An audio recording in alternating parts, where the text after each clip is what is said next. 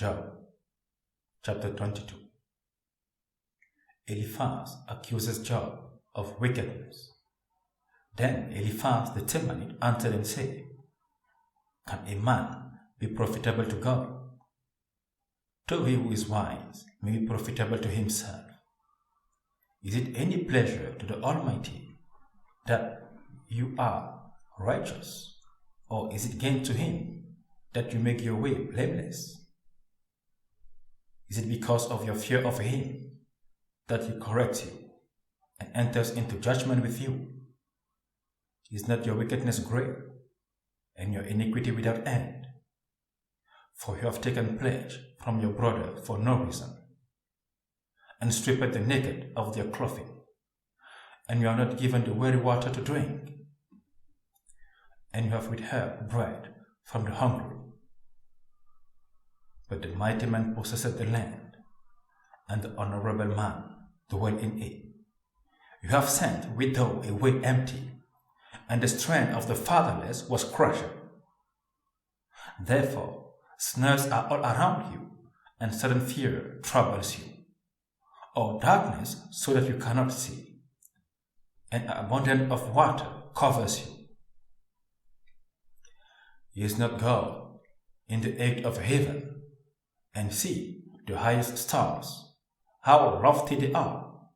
And you say, What does God know? Can he judge through the deep darkness?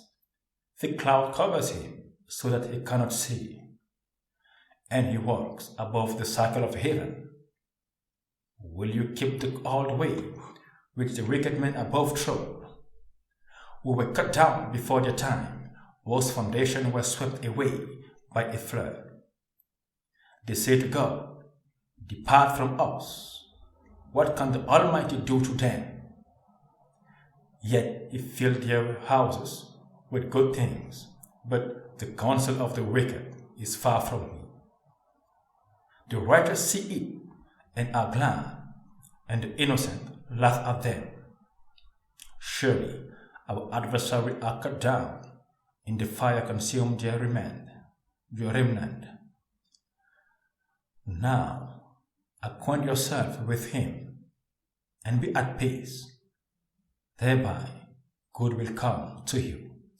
Receive please instruction from his mouth, and lay up his words in your heart.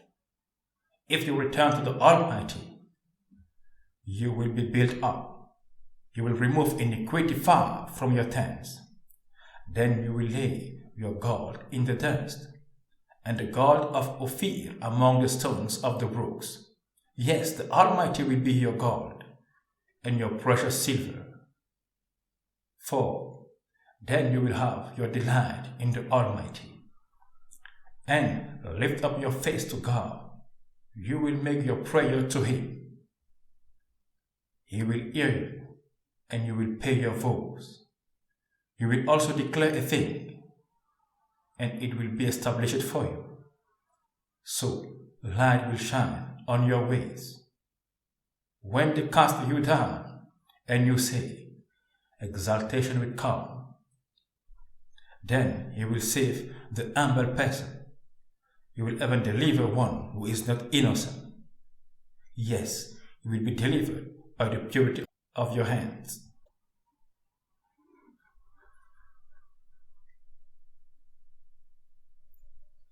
Job proclaims God's righteous judgment. Then Job answered and said, Even today my complaint is bitter. My hand is listless because of my growling. Oh, that I knew where I might find him, that I might come to his seat. I will present my case before him and fill my mouth with arguments. I will know the words which he would answer and understand what he will say to me. Would he contend with me in his great power? No, but he will take note of me. Then the upright could reason with him, and I will be delivered. forever from my judge. Look, I go forward, but he is not there, and backward, but I cannot perceive him. When he walks on the left hand, I cannot behold him. When he turns to the right hand, I cannot see him. But he knows the way that I take. When he has tested me, I shall come forth as God. My foot has held fast to his steps. I have kept his way and not turned aside. I have not departed from the commandment of his lips. I have treasured the words of his mouth more than my necessary food. But he is unique, and who can make him change? And whatever his soul desires, that he does. For he performs what is appointed for me, and many such things are with him. Therefore I am terrified at his presence. When I consider this, I am afraid of him. For God made my heart weak, and the Almighty terrifies me, because I was not cut off from the presence of darkness, and he did not hide deep darkness from my face.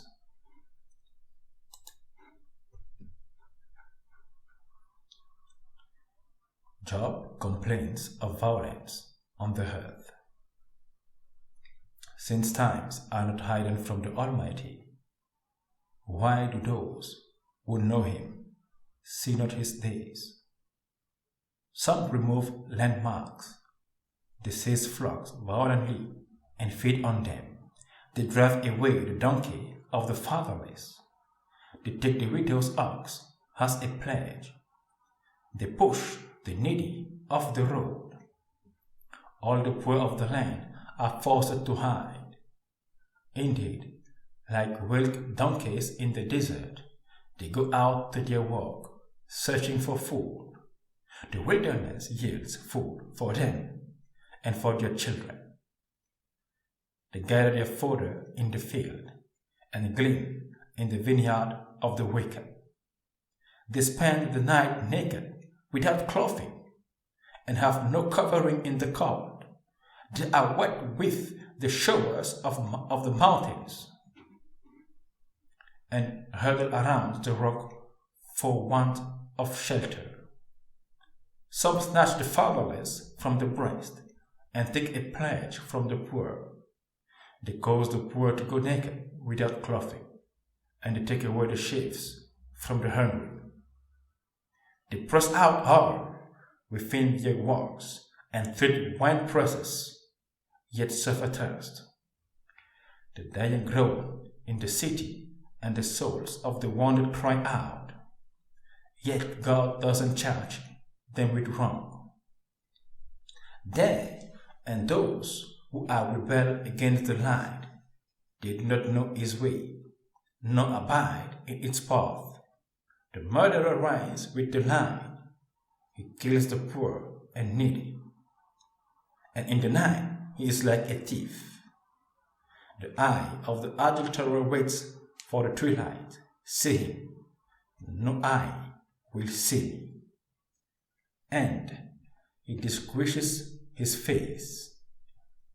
In the dark they break into houses, which they market for themselves in the daytime.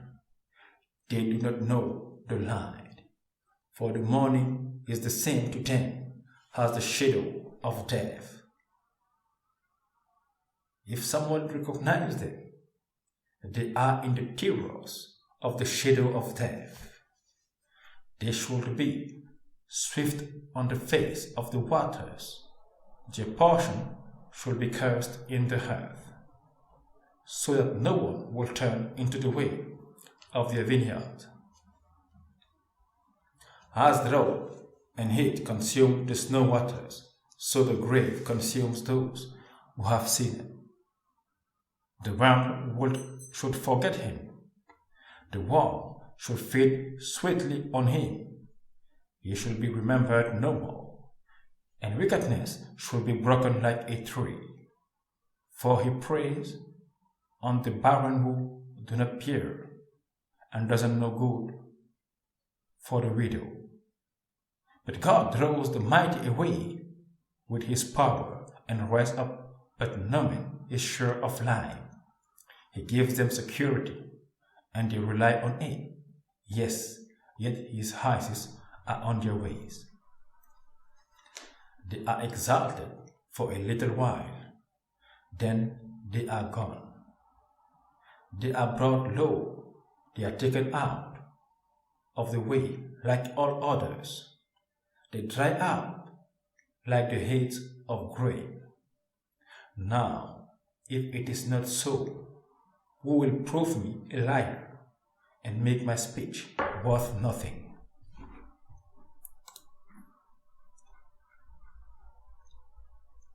Bildad, how can man be righteous?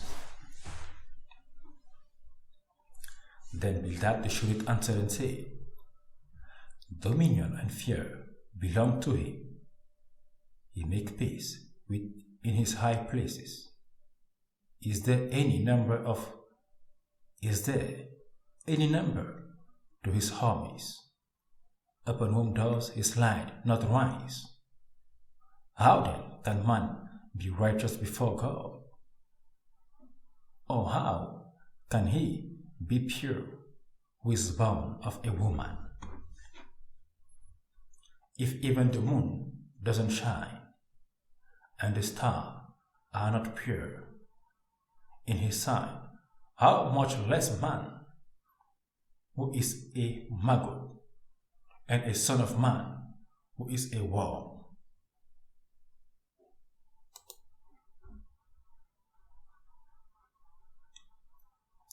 Job, man freely in God's majesty.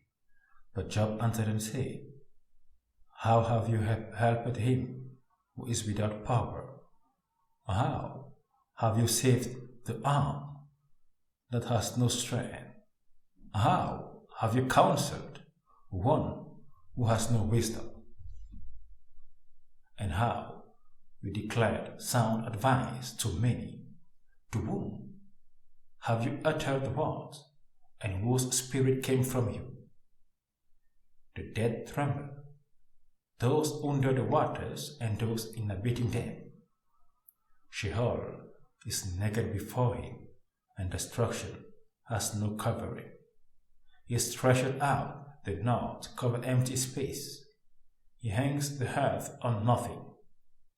He binds up the water in his thick cloud, yet the clouds are not broken under it.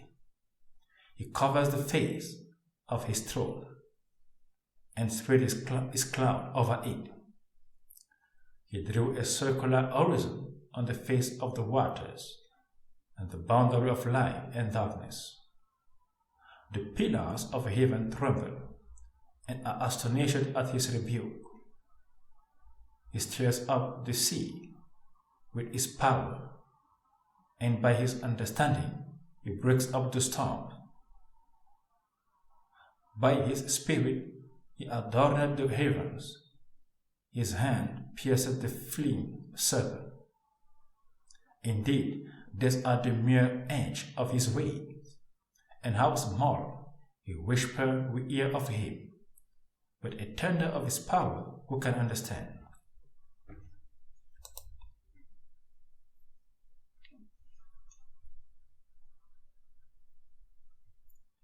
Job maintains his integrity. Moreover, Job continued his discourse and said,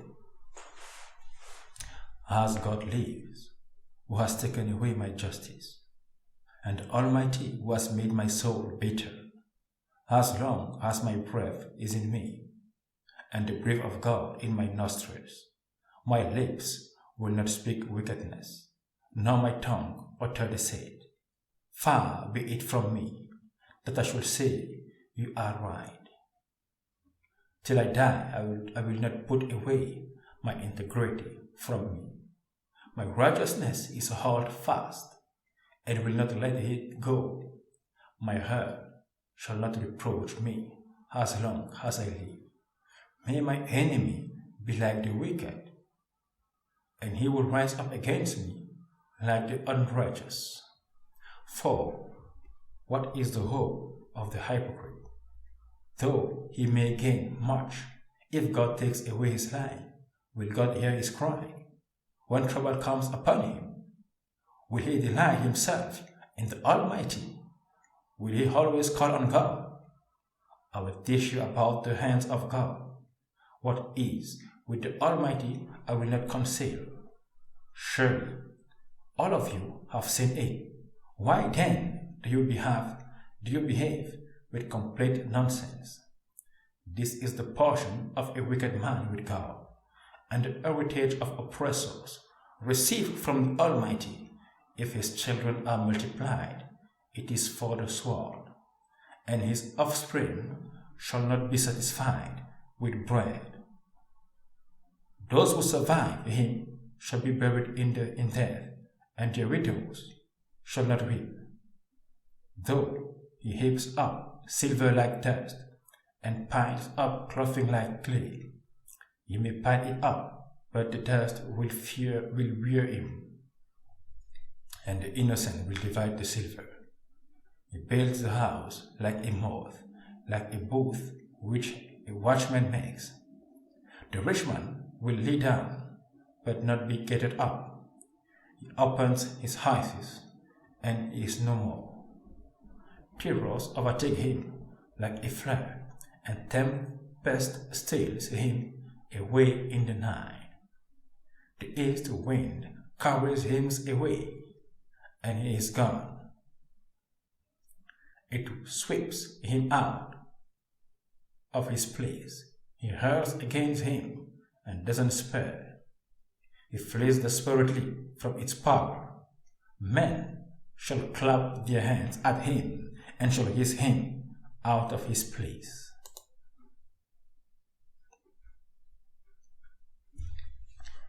Job discoursed on wisdom.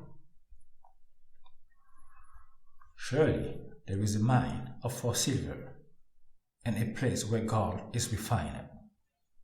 Iron is taken from the earth, and copper is melted from ore. Man puts an end to darkness and searches every recess, for all in the darkness and the shadow of death. He breaks open a shaft away from people. In places forgotten by fate, they hang far away from men. They swing to and fro, and for the earth, from it comes bread, but underneath it is turned up high by fire. Its stones are the source of sapphires, and it contains gold dust. That path no bird knows, nor has the falcon's eye seen it. The proud lions have not trodden it, nor has the fierce lion passed over it. He puts his hand on the flint and he overturns the mountains at the roots. He cuts out channels in the rocks, and his eye sees every precious thing. He dams up the stream from trickling. What is hidden he brings forth to light. But where can wisdom be found? And where is the place of understanding?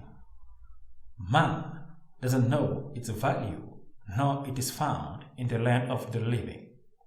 The deep says, "It is not in me," and the sea says, "It is not with me."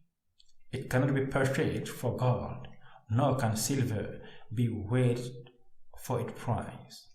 It cannot be valued in the gold of Ophir, in precious onyx or sapphire. Neither gold nor crystal can equal it, nor can it be exchanged for jewelry of fine gold. No mention shall be made of coral or quartz, for the price of wisdom is above rubies. The topaz of Ethiopia cannot equal it, nor can it be valued in pure gold. From where then does wisdom come? And where is the place of understanding? It is hidden from the eyes of all living, and concealed from the birds of the air.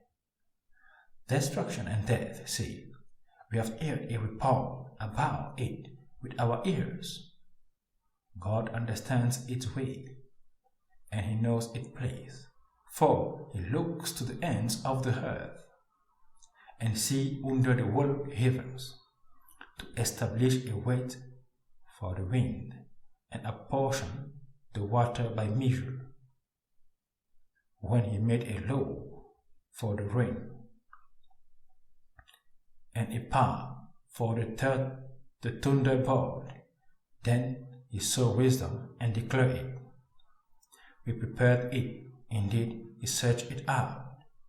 And to man he said, Behold, the fear of the Lord, that is wisdom, and to depart from evil is understanding. And to man he said, Behold, the fear of the Lord, that is wisdom, and to depart from evil is understanding. Amen.